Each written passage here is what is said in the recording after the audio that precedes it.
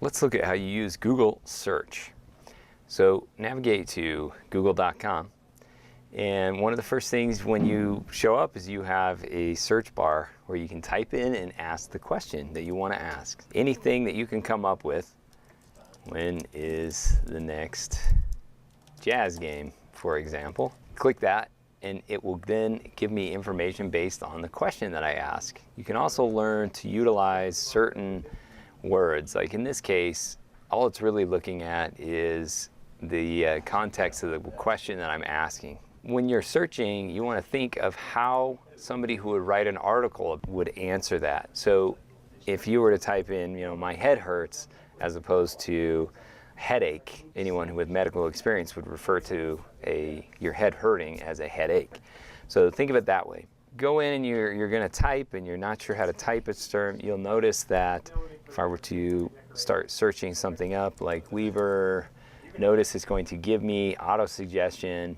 And even if we were to make a mistake and I misspell something as simple as Weaver School District, it knows it's going to adjust. So it takes that and it autocorrects. Now another thing you see when you look at the main search is you probably noticed this I'm feeling lucky. And when you do a search that way, what that'll pull up, let's say I type in educational technology, and instead of just doing a search, which will give me a list of sites, I can use this I'm feeling lucky. So I guess you've got to ask yourself one question. Do I feel lucky? Well, do ya, punk?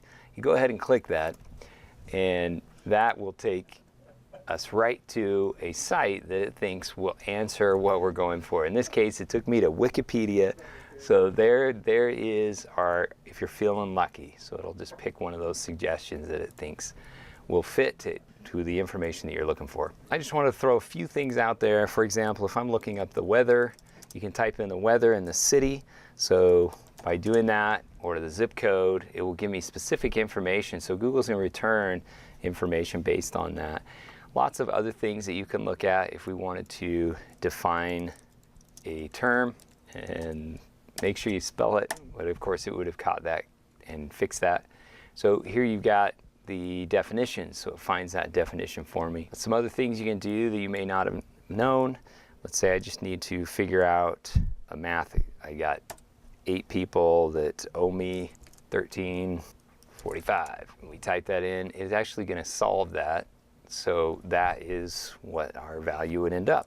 So however you want to do, you can do math, you can do some basic and some more advanced math. You see the calculator right here on just Google. We can do conversions.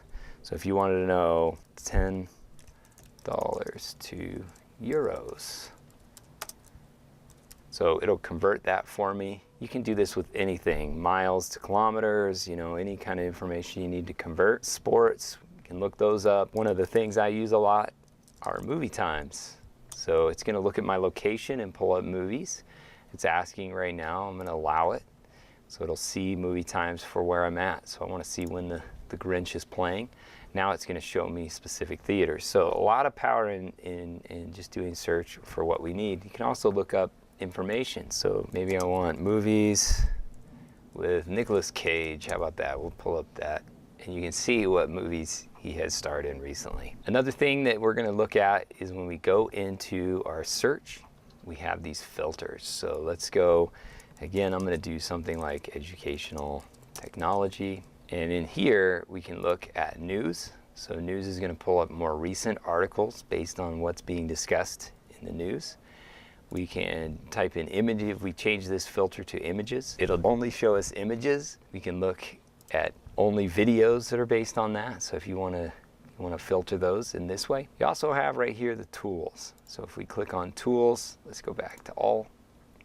We go to tools, we can change how we look at this. In this case, maybe I want only the most recent articles. So by doing the past hour, we can see articles that fit that criteria, educational technology. And also change how we look at those. If we wanted to change different ranges in there. If I were to change this to images, and we do the tools, you're going to see a lot more options here. Because now if we filter this, I can do it by size. So let's say I'm looking for a specific size file.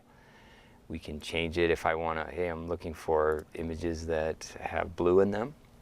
You know, all kinds of different things. If we were looking for something we wanted to use and not be worried about copyright, we can go into, you know, filter it by different uses. We can also change the type, so what kind of image it is. And again, we have time here that we can go into. If you look through those, that really helps for finding files. If it's something I'm going to work with, I probably want something with a higher resolution, so we can actually go in here and say, I want it to be this size. And of course, we've got our blue in. So that is the ways that you can search just very quickly without much more, that you can utilize Google search a little bit more advanced than maybe you have in the past.